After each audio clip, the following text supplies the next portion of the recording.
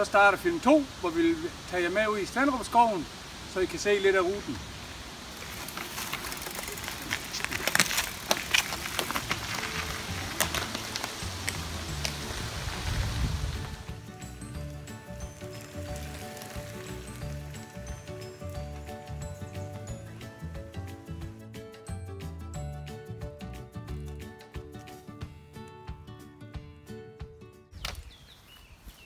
Jamen, så er vi kommet frem til, hvor depotet er, og som man kan se, så er der også rig mulighed for publikum til at nyde det løbet.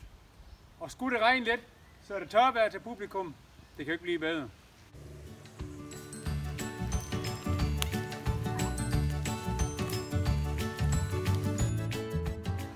Lige et kort stop ved rutens anden vaskedepot, som er Løverøde, hvor der også er toiletter for publikum og deltagere.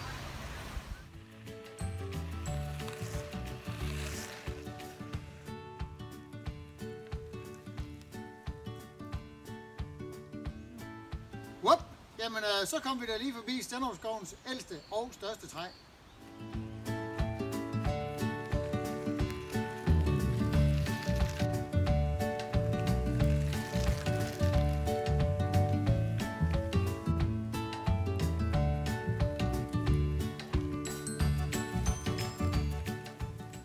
Ja, det var så en lille fin tur gennem Stenderupskoven.